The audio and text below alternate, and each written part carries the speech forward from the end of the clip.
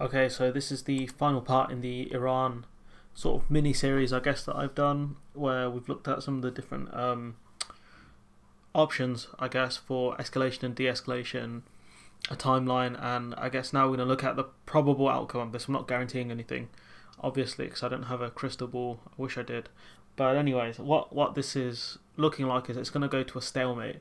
So, these are a couple of the reasons why I think this could play out. So, back in September, Trump said that he could meet Iran's Rouhani at the UN with no preconditions. So we know this is the same thing that Obama did prior to the Iran nuclear deal. So no preconditions, meaning that Iran doesn't have to do anything before it goes to the negotiation table. So it doesn't have to stop enriching uranium.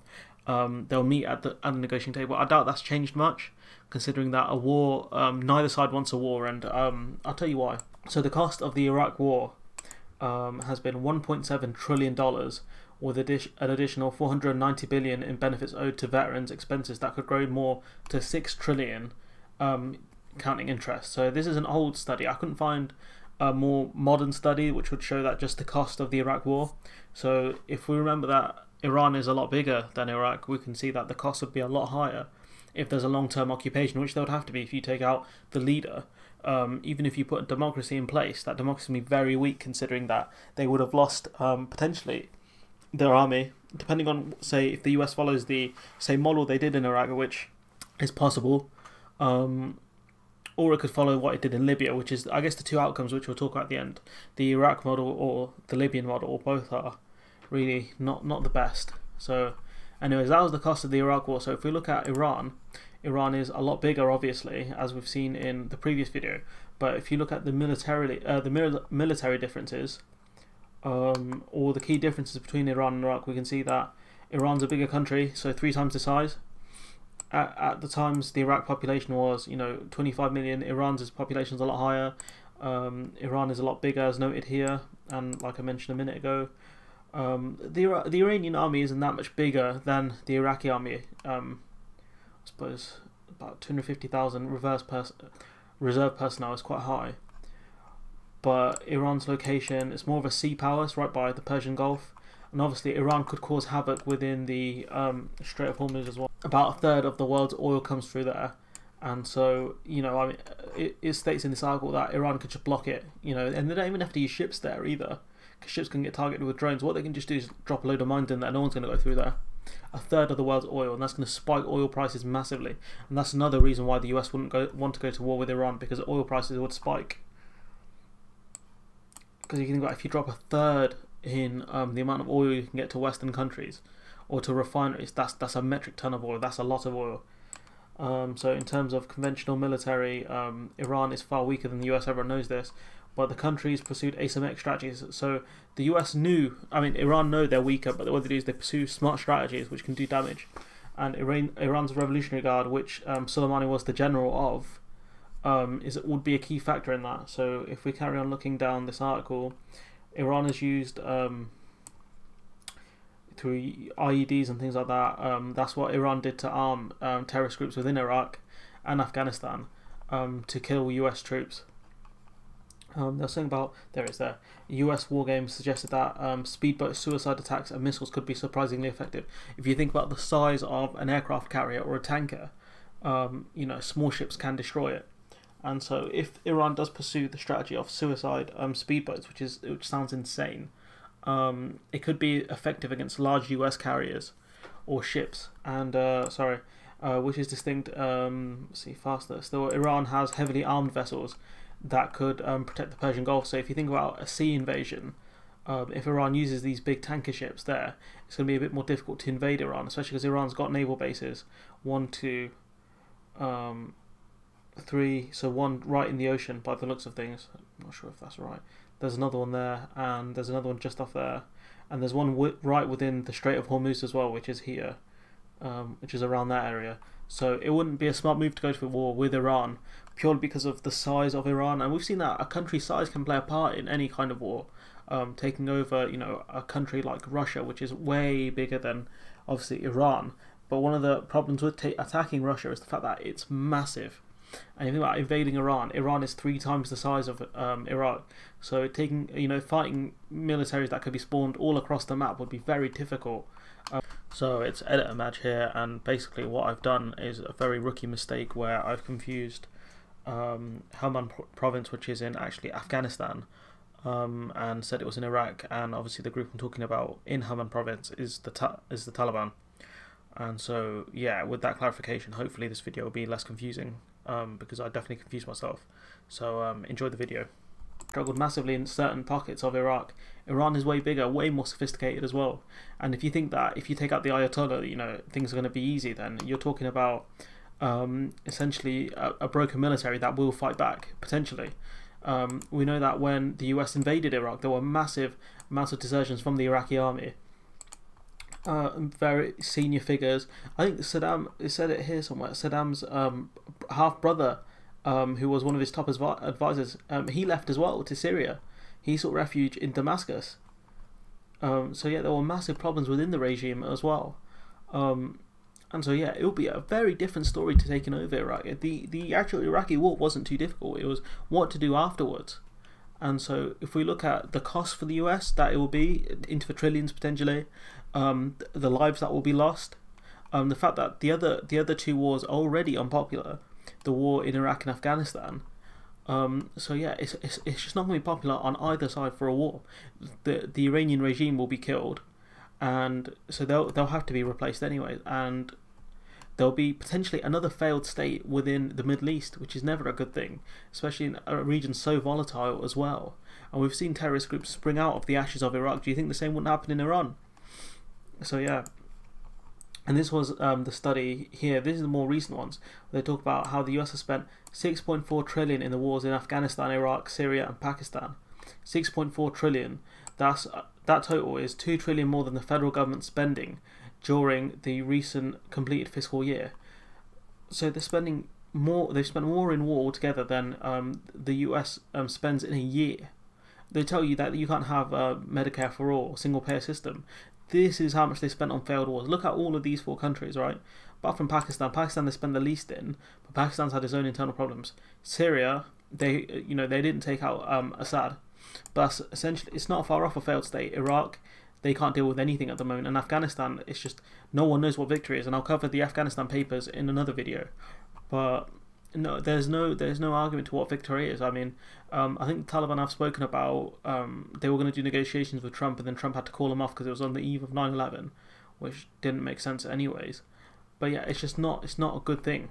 The amount of money that they spent is insane. The lives that have been lost in these 4 wars, and you think like Iran will be a bigger one potentially. It's going to cost a lot of money, especially if there is an occupation as well as an invasion, because the occupation essentially costs more than the invasion. But anyways, the Iranian side and the other side to this is that the US, for the reason stated, wouldn't want a war. The cost of human life and the cost of money and the unpopularity of it, especially when Obama avoided war when he signed the Iran nuclear agreement, right?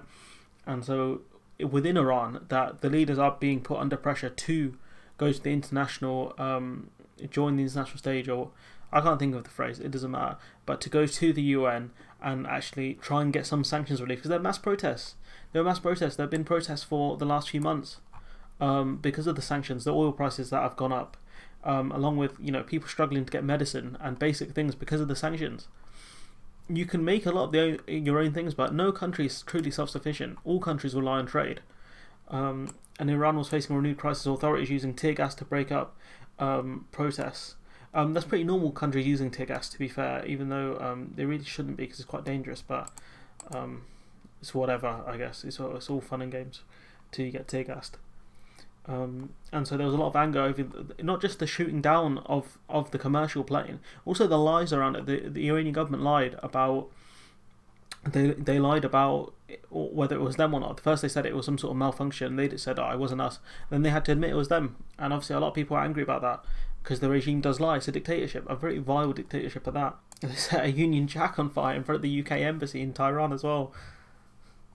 It's just madness. Also, the fact that a British ambassador was put under questioning because they were trying to accuse Britain of stoking protests and stuff like that, which is something that has happened in the past. But like, come on lads, they're reaching for straws here at this point.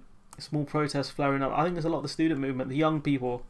They're the ones. I say the young people, like I'm 50 something, but younger people who are stepping out and taking a lot of risks at getting tear gassed, essentially to protest the Iranian government. Very brave of them.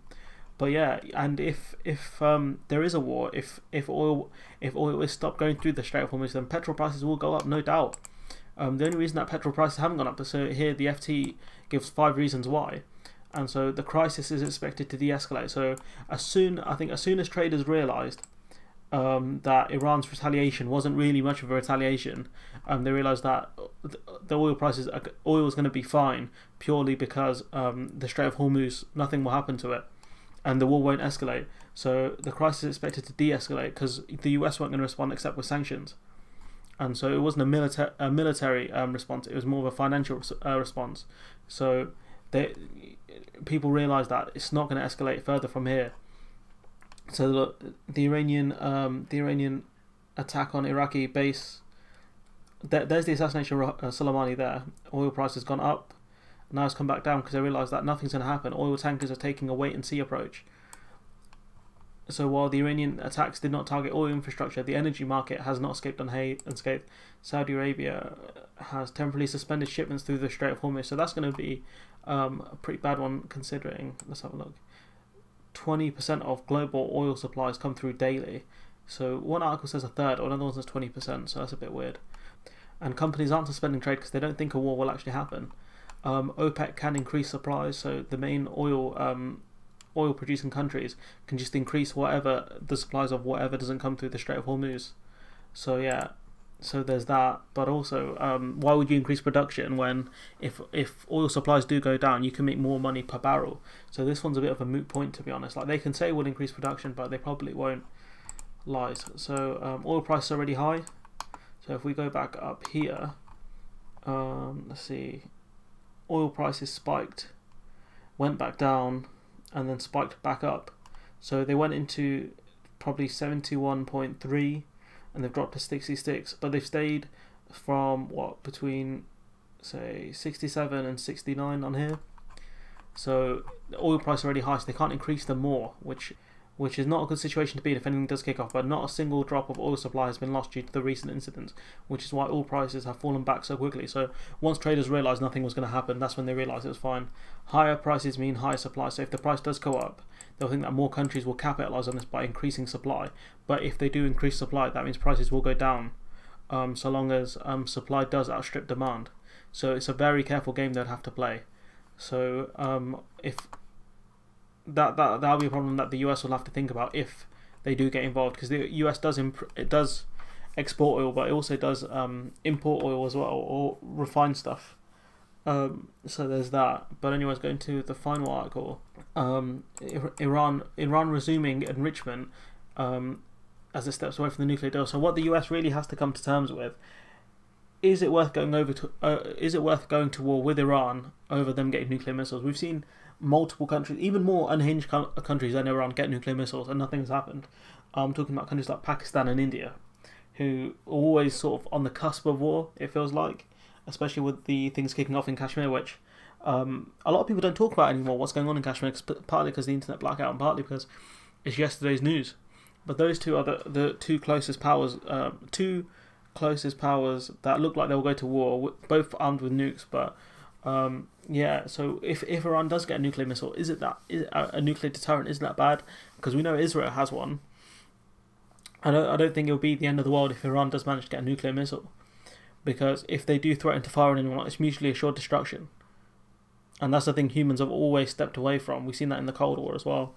And so the US have to ask themselves, is it worth going to war with Iran, given all of the facts that I've just laid out, the cost, financial cost, the cost of human life, resources, the fact that oil price is going to go up, whatever the reasonings are that sound plausible that I've given. Is it worth the US going to war over it? And I think the answer is no, because they've had multiple catastrophic wars. The war in Iraq failed, made Iraq and the world less safe. The war in Afghanistan, there's no clear sign of victory. Libya was a failed war because they tried to take out Assad, and by doing that, by attacking Assad, they made ISIS stronger. Failure. Libya is a failed state. So what's the expectation with Iran? Are you going to turn Iran into the next Iraq, where they've got a democracy that are so weak that they can't stand up to either Iran or the US? Is that what the US wants here? Which is possible. It could want that because of the fact that they're allied with China and Russia. But is that a good goal? Is it worth letting various Shia terrorist groups spring up? I can't answer that one. So you've got the Iraq model, which is very expensive, as we've seen here, in the trillions, essentially. Especially because if you pull out Iraq, because the Iraqi army is so weak, and the Iraqi government is so weak, if you pull out US soldiers or Western forces, another terrorist group could spring up very easily. And so you're doing that with Iran times 3. So you can follow the Iraq model, which has failed, or the Libyan model, which has also failed, which is you get rid of the leadership, then you back out, and then it becomes a failed state where they're having a UN summit, or they're having an international summit very soon, where they're going to get Libyan factions together, try and organise peace, because it's caused absolute havoc. There are lots of refugees and migrants coming from the Libyan coast into Europe, and that's where a lot of the problems are, because no one's going to stop them. If you're a smuggler, that's where you go, because people smuggling is a lucrative business. And so that'll do it for this video. But what do you guys think? Because it looks like it's going to be a stalemate. No one wants to go to war, and if no one wants to fight, then no one's going to fight. Is it worth going to fight Iran over this? I don't think so. So yeah, I think that'll wrap it up for today, and I'll see you in the next one.